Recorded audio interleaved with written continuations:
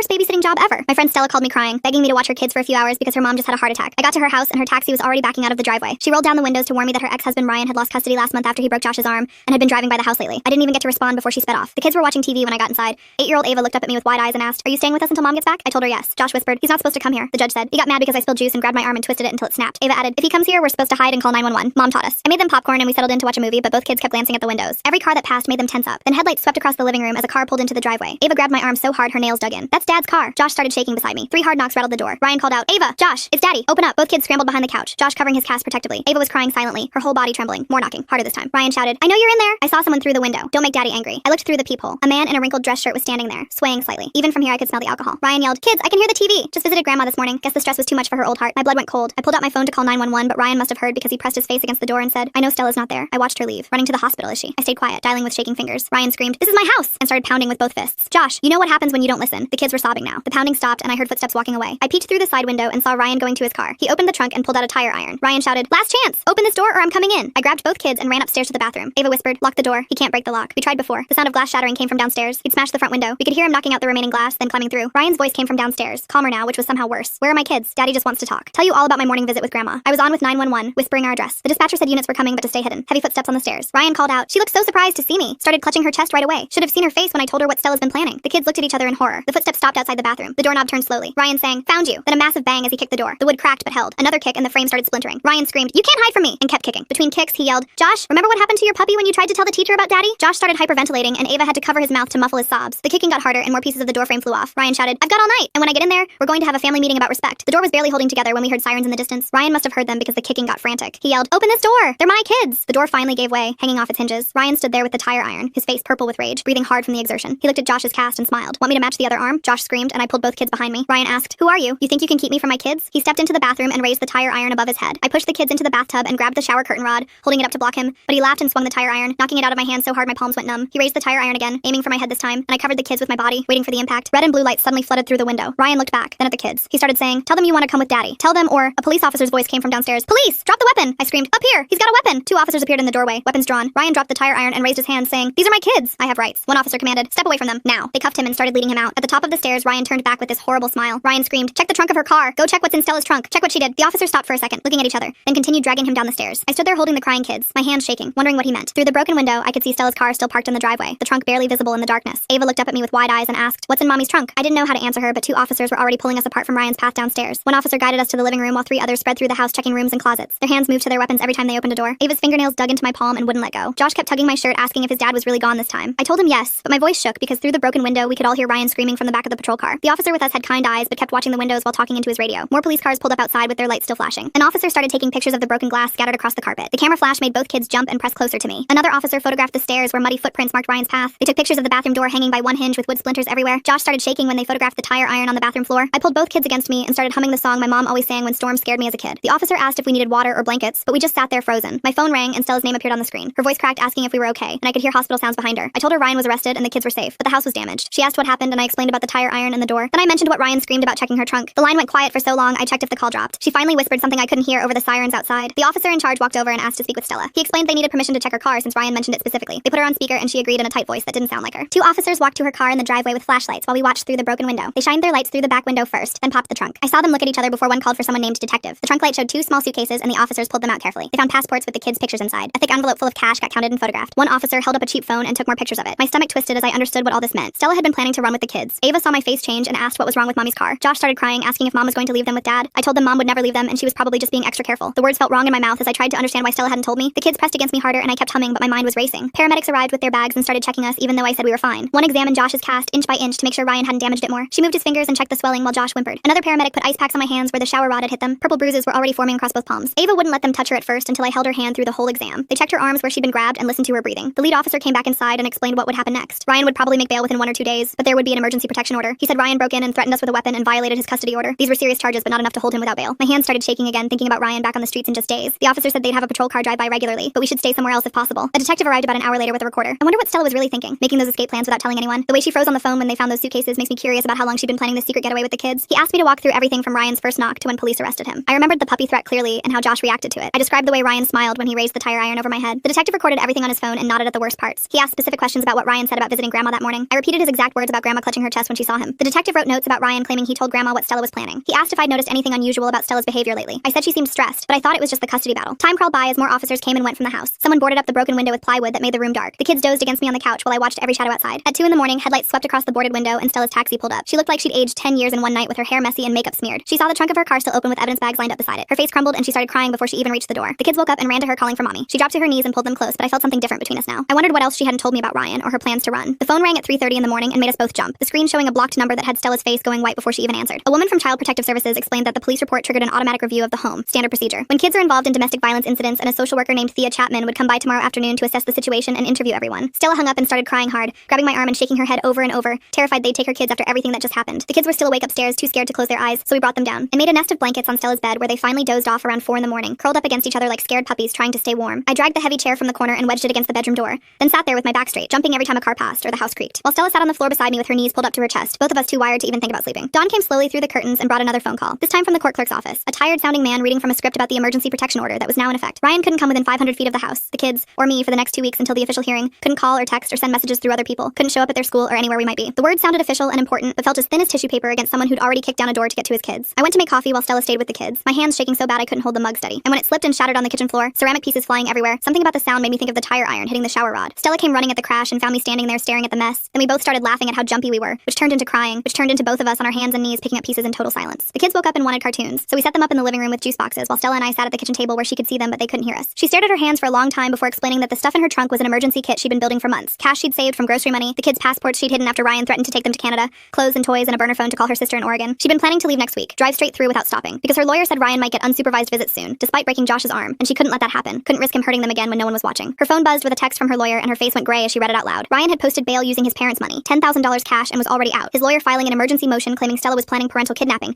based on what the police found in her trunk. The protection order still stood, but knowing he was free, probably sitting in his car somewhere planning his next move, made my skin crawl. Detective Kenny Meadows showed up that afternoon in an unmarked car, a tall man with kind eyes who sat at our kitchen table with a notebook and asked me to go through everything again, especially the threats Ryan made. He was really interested in the puppy comment, kept asking if the kids had ever mentioned a pet, if there were photos anywhere. And Stella went pale and whispered that their golden retriever Max had disappeared last year right after she filed for divorce, just vanished from the backyard one day. The detective wrote that down and asked if she'd filed a police report, but Stella shook her head, said Ryan told her the dog probably ran away because even animals could sense when they weren't wanted anymore. Just then, the neighbor from across the street knocked on the door, an older woman holding her phone, saying her doorbell camera might have caught something useful from last night. Detective Meadows watched the footage right there on her phone and his jaw got tight as we heard Ryan's voice clear as day yelling about the puppy, saw him pulling the tire iron from his trunk, heard him screaming that he'd matched Josh's other arm. The detective thanked the neighbor and said this was exactly what they needed, clear evidence of premeditation and specific threats, then asked if we could make copies of any other security footage from the neighborhood. The next morning, Thea Chapman from CPS pulled up in a state car, a young woman with a clipboard who walked through the house taking photos of everything, the boarded window, the destroyed bathroom door still hanging crooked, the glass they'd missed sweeping up in the corner. She interviewed each kid separately in their bedrooms while Stella and I waited in the kitchen, Stella gripping her coffee mug so hard her knuckles went white, both of us straining to hear what was being said upstairs. Josh showed Thea his drawing book where he'd made a map of the house with big red X marks for safe spots, the bathroom circled 3 times and stick figures hiding behind furniture. Ava explained in her matter-of-fact 8-year-old voice that dad gets mad and hurts people, that mom taught them to lock doors and call for help, that they practice hiding like it's a fire drill except for when dad comes and set a fire. Thea closed her notebook and walked back downstairs where she sat us all at the kitchen table and pulled out a thick stack of papers from her bag. She spread them out in front of Stella and started pointing to different sections, explaining that the trunk situation was concerning, but given Ryan's documented history of violence and the recent attack, it wasn't going to be treated as criminal. Stella's shoulders dropped with relief until Thea added that there were conditions, lots of them, and Stella would need to sign a safety plan right now, agreeing not to leave the state without court approval and allowing monthly home visits for the next 6 months. Stella's hand shook as she signed each page while Thea explained that any violation would trigger an immediate review and possible removal of the kids. The next morning, a thick envelope arrived by courier from the law offices of Zachary Prince, Ryan's new attorney, and my stomach dropped as I read the motion claiming Stella was alienating the children and had been planning parental kidnapping based on the trunk evidence. He was demanding immediate supervised visitation and questioning why an unrelated person like me was involved in childcare decisions when Ryan had extended family available. The papers actually used the phrase so-called friend when referring to me, which made my blood boil. So hard I had to walk around the block 3 times to calm down. That afternoon, while checking my phone at work, a Facebook message popped up from an account with no profile picture that just said you should have minded your own business and nothing else. I screenshotted immediately and forwarded it to Detective Meadows, who called within 10 minutes to say it was probably one of Ryan's friends, since Ryan couldn't contact me directly from jail, and to keep documenting everything. 2 days later, Detective Meadows called with the preliminary autopsy results on Grandma, confirming she died from a massive heart attack with stress hormones through the roof, but there was no physical evidence of assault, so they couldn't charge Ryan even though we all knew his morning visit triggered it. The medical examiner found she'd been clutching her chest so hard she left nail marks on her skin, and the flowers Ryan bought were scattered all over her entryway, but none of that proved murder. Assistant District Attorney Valerie Tran scheduled a meeting with me at her office downtown, a small room stacked with files where she went through every charge they were pursuing against Ryan. She played my 911 call on her laptop, and I heard my own terrified voice whispering our address, while Ryan kicked the door in the background. Then she showed me the neighbor's doorbell footage on her tablet where you could clearly see Ryan pulling the tire iron from his trunk. Ryan's lawyer calling her a so-called friend is rich coming from someone defending a guy who uses tire irons for conflict resolution. Clearly they both skipped the chapter on basic human decency. Valerie said these were the strongest pieces of evidence, and she was confident about getting convictions on breaking and entering, assault with a deadly weapon, and violating the protection order, but she needed me to be prepared to testify at trial. By the end of that week, I was falling apart at work, making stupid mistakes on spreadsheets I'd done 100 times, missing meetings I'd put in my calendar, and my supervisor Janet pulled me into her office to ask if everything was okay. I started to make up some excuse, but then just told her I was dealing with a family emergency involving violence and court cases, and she immediately gave me 3 days off without asking for details, just said to take care of myself and come back when I was ready. That evening, Stella and I sat on her back porch after the kids went to bed, and she told me things I'd never known about her marriage,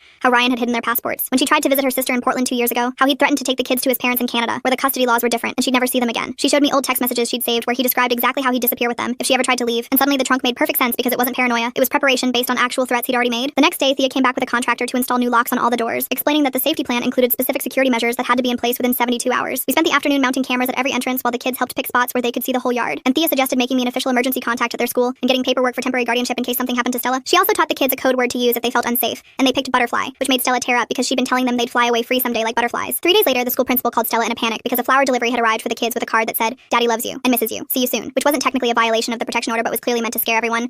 The principal had already called the police who documented it, but said they couldn't arrest Ryan for sending flowers, and both kids were so upset they refused to go to the school the next day, Josh throwing up from anxiety and Ava hiding under her bed. The therapist Stella found through victim services was a woman named Dr. Finley who specialized in childhood trauma and spent the first session just playing with blocks while the kids talked. She documented that Josh wouldn't use his right arm even though his left was the broken one, like his brain had mixed up which arm was hurt, and Ava had started pulling out her eyelashes one by one when she got nervous, which she did constantly now. 2 weeks later, we sat in the courthouse waiting room while Ryan's lawyer kept checking his phone and looking annoyed. The protection order hearing was supposed to start at 9, but the judge was running late from another case. Stella kept smoothing down Josh's hair even though it was already perfect. Ava sat between us reading the same page of her book over and over. When they finally called us in, Ryan was already sitting at his table in a new suit staring straight ahead. The bailiff made me sit in the witness chair and I could feel Ryan's eyes on me the whole time. Zachary Prince stood up and asked if I was sure about what happened that night. He suggested maybe I was confused because I was scared. He said witnesses often remember things wrong when they're panicked. The prosecutor objected and asked to play the doorbell camera footage. The whole courtroom went silent as we heard Ryan's voice saying those words about Josh's puppy. The judge's face changed completely and she leaned forward in her chair. She asked to hear it again and this time she wrote something down. When Zachary tried to explain it was just a frustrated father, the judge cut him off. She granted the no contact order for 6 months and said Ryan needed a psychological evaluation before any visits. Ryan jumped up and started yelling that we were lying. He pointed at Stella and screamed that she was poisoning his kids against him. The bailiff moved toward him, but Ryan kept shouting about his rights as a father. 2 security guards had to grab his arms and drag him out while he yelled that this wasn't over. We stayed in the courtroom for 10 more minutes filling out paperwork while we could still hear him in the hallway. My phone started buzzing 2 hours later with notifications from Facebook. Ryan had posted this long rant calling Stella a kidnapper and saying I helped her steal his children. He claimed we were working together in some conspiracy and demanded people share his post for justice. His friends were commenting and sharing it, and soon Stella's phone was blowing up with messages from strangers. Some woman neither of us knew called Stella a terrible mother and said she deserved to lose her kids. Another person sent me a message saying they knew where I worked. I started screenshotting everything immediately, and my phone storage filled up within an hour. Miranda came over that night with her laptop and helped me organize everything in a cloud folder. We made folders for each type of threat and documented the times and usernames. Every car that drove by made me check the window to see if it was Ryan's car. The kids noticed and started doing it too, all of us constantly watching. Josh would freeze whenever he heard a car door slam outside. Ava started keeping her shoes on all the time in case they needed to run. I found myself taking pictures of every car parked near Stella's house.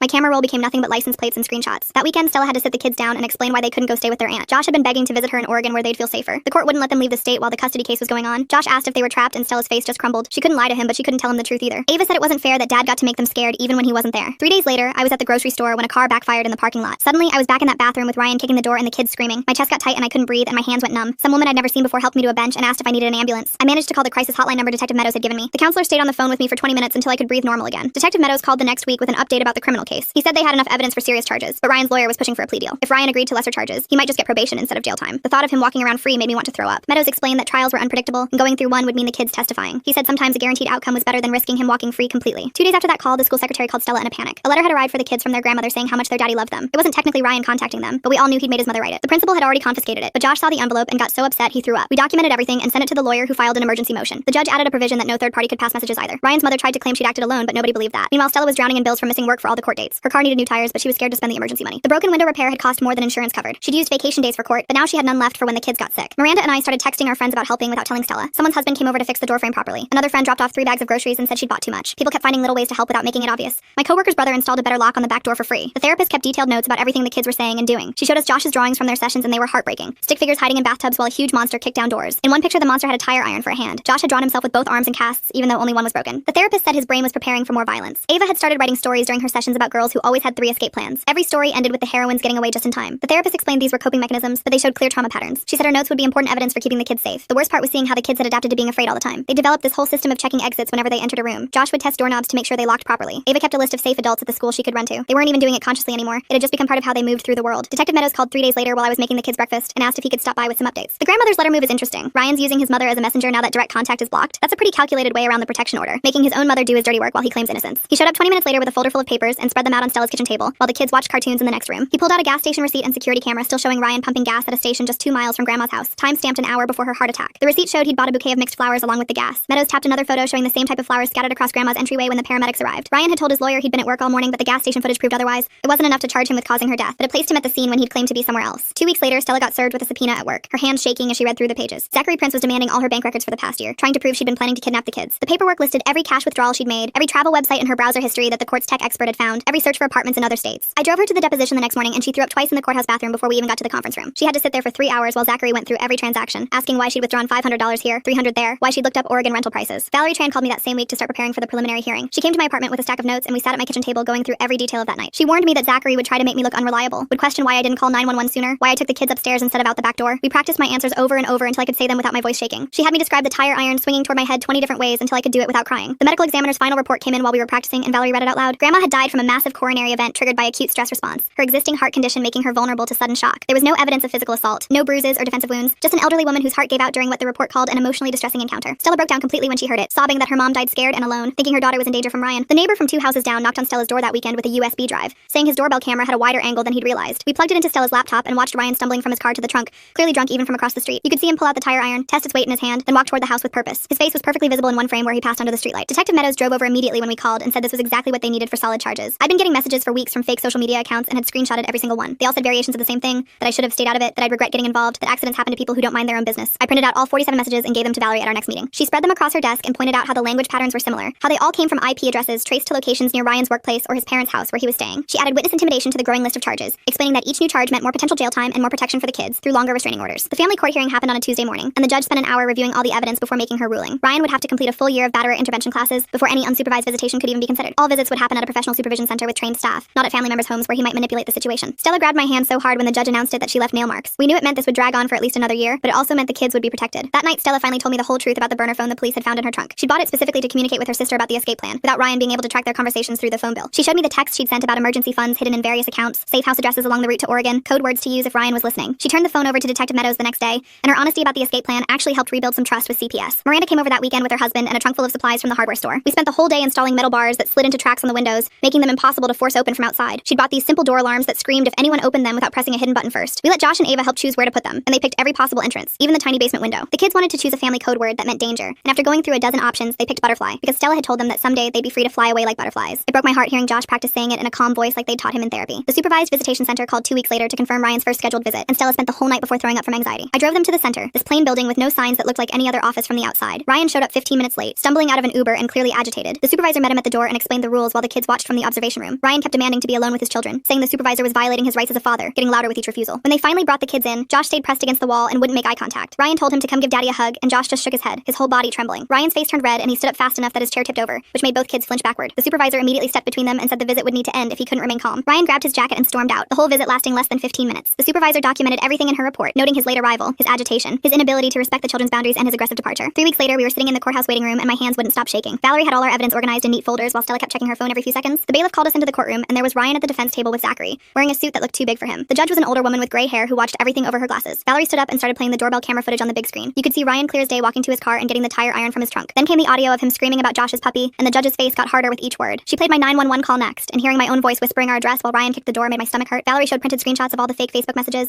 and explained how they traced back to IP addresses near Ryan's work. Zachary stood up and said Ryan was just a desperate father who wanted to see his kids, that we were making it seem worse than it was. The judge looked at him like he'd said something stupid. When it was my turn to testify, I walked to the witness stand on legs that felt like jelly. For 40 minutes, I answered questions about that night, keeping my voice steady even when Zachary suggested I was confused or lying. I remembered what Valerie told me and just stuck to the facts without getting mad or crying. When Zachary asked if maybe I misunderstood Ryan's intentions, I pointed at the screen where you could still see the tire iron in his hand. The judge asked me directly if I feared for our safety, and I said yes, without hesitation. When I finally sat back down, Stella grabbed my hand and squeezed it so hard I thought my fingers might break. The judge took 20 minutes to review everything, then came back and said she found probable cause for all the charges. Breaking and entering, assault with a deadly weapon, violating the protection order, and witness intimidation all had enough evidence to go to trial. Ryan's face went bright red and he started to stand up, but Zachary pulled him back down and whispered something in his ear. 2 days later, Valerie called to say she was offering Ryan a plea deal. 2 years probation, complete the batterer program, keep the no contact order, supervised visits only, and give up any guns he owned. It wasn't as much as we wanted, but she explained that trials are risky, and juries sometimes feel sorry for fathers who claim they just wanted to see their kids. If he took the deal, we'd have guaranteed protection, but if we went to trial and lost, he could walk away free. Ryan's lawyer calling him a desperate father after watching footage of him grabbing a tire iron is some Olympic level spin. Next, he'll say the fake Facebook threats were just really aggressive friend requests. The next week, we had to go to family court about the trunk situation. The judge looked at all the evidence of Stella packing to run and shook her head. She told Stella that planning to flee with the kids were wrong even if she was scared. But then she looked at the photos of Josh's broken arm and the police reports and said she understood why a mother might panic. She put travel restrictions in place so Stella had to give 48 hours notice before any trips, but she didn't take away custody. Stella started crying right there in the courtroom. Ryan's lawyer called that afternoon to say he'd take the plea deal. Zachary explained that if Ryan went to trial and lost, he could get 5 years in prison. The plea meant strict monitoring, and if he broke any rule even once, he'd serve the full sentence. It wasn't perfect, but it meant real consequences and protection for the kids. Valerie filed the paperwork that same day. A month later, Thea called to say CPS was moving us to quarterly check-ins instead of weekly visits. The safety plan would stay, but the family was making good progress. The kids were going to therapy twice a week, and Stella was following every requirement. Josh had started using his right arm again, and Ava wasn't pulling her eyelashes anymore. It felt like maybe we could stop holding our breath all the time. I noticed changes in myself too. I wasn't jumping at every car door slam anymore, though I still checked all the locks 3 times before bed. I couldn't sit with my back to doors and always picked seats where I could see the exits. My therapist said these were normal trauma responses that might fade with time or might not. Stella said she was the same way now, always watching and ready to run but able to function day to day. One afternoon, Stella asked if we could talk privately while the kids played outside. She apologized again for not telling me about the trunk, explaining she thought I'd have to report it if I knew. She was scared of losing the kids if anyone found out she was planning to run. We agreed to be completely honest with each other from now on, and she added me to all the school forms and medical papers as an emergency contact. Trust wasn't all the way back, but we were working on it step by step. The supervised visits at the center happened every other Saturday now. The kids handled them better each time and had learned they could say no if Ryan wanted hugs. They could ask for breaks if they felt uncomfortable. The supervisor wrote in her reports that Ryan was following the rules, but you could tell he hated the restrictions. He kept asking when he could see them alone, and the supervisor had to keep reminding him that wasn't his decision anymore. Valerie called me the next week to update me on Ryan's compliance with the plea deal terms. She pulled up his file on her computer and went through each requirement while I took notes on my phone. He'd been showing up to every single batterer intervention session on Tuesday nights, signing in and staying the full 2 hours. The facility sent weekly reports confirming his attendance and participation level. He hadn't tried contacting us at all, not through social media or third parties or anything. His GPS ankle monitor showed he'd stayed away from the house, the school, and all the other places listed in the order. She reminded me to keep documenting everything anyway, taking screenshots of any weird messages or noting any cars that looked like his. I'd already filled 2 notebooks with dates and times of things that seemed normal but might matter later. The insurance adjuster came by that afternoon to look at the broken window and damaged door frame. He took pictures from every angle and measured the glass pieces still stuck in the frame. Miranda showed up while he was working, carrying a box of donuts and a check from her church's emergency fund. The adjuster said insurance would cover most of it, but there'd still be a $500 deductible. Miranda handed me the check for exactly that amount before I could even tell her how much we needed. The window guys installed the new reinforced glass 3 days later, drilling extra locks into the frame and adding middle bars that could slide across from inside. Josh and Ava watched from the stairs as they worked, asking questions about how strong the new glass was. After they left, we went outside and planted sunflowers beneath the window, digging holes in the dirt and carefully placing each seed. Detective Meadows stopped by to officially close the active investigation since Ryan had taken the plea deal. He handed me his business card with his personal cell number written on the back in blue pen. He sat at our kitchen table and went through his final report, showing me where he'd documented every piece of evidence, including the doorbell footage and my 911 call. He said what we did that night, staying calm and calling for help right away. Probably saved all our lives. I put his card in my wallet behind my driver's license, where I'd always know exactly where it was. Josh came to me one evening while I was making dinner and said he'd been sleeping without the hallway light for 3 nights now. He showed me a chart his therapist had given him where he put star stickers for each night he managed it. Ava had stopped pulling out her eyelashes completely and was back to reading 3 books a week like before everything happened. She'd even started writing her own stories again, though now they all had really good security systems. Their therapist said they were making excellent progress, but would need continued support for at least another year. Stella asked if we could talk while the kids were at the school, and we sat on her back porch with coffee getting cold in our hands. She understood I couldn't keep being available for every crisis or emergency that came up. I told her I'd still babysit sometimes and stay on all the emergency contact forms, but I needed to rebuild my own life too. She'd already started building a bigger support network, joining a single moms group at the community center and getting to know other parents at the school. We were still friends, but with new boundaries that kept us both healthier. The courthouse sent a thick envelope with the final orders that the judge had signed. Supervised visitation would continue for a full year with reports every month on Ryan's behavior and compliance. Stella couldn't leave the state for 6 months without written permission from the court. The kids had to keep going to therapy twice a week with progress reports sent to the court. Ryan had to complete the entire 52-week batterer program plus pass a psychological evaluation before anything could change. The paperwork spelled out exactly what would happen if anyone broke any rule, even a small one. We spent a Saturday afternoon installing one more camera that covered the backyard and the gate on the side of the house. The kids helped run the wires and showed me their new safety map with updated hiding spots in the garage and basement. We practiced saying butterfly as our code word for danger, and everyone knew to call 911 first before doing anything else. The therapist said being prepared was good as long as we didn't let fear control our daily lives. Ryan's supervised visit at the park went better than anyone expected. The supervisor texted updates every 30 minutes, sending pictures of Ryan pushing Josh on the swings while Josh actually smiled. There was another photo of him helping Ava across the monkey bars, holding her up when her arms got tired. The supervisor noted Ryan followed all the rules, didn't say anything inappropriate, and left right when the hour ended. Driving home from grocery shopping later, I realized I'd gone the whole trip without constantly checking my mirrors for his car or scanning parking lots for his face. Well, folks, that's all for today. Thanks for sticking around while I asked all my questions and wondered about things. If you made it to the end, drop a comment. I love reading all your comments.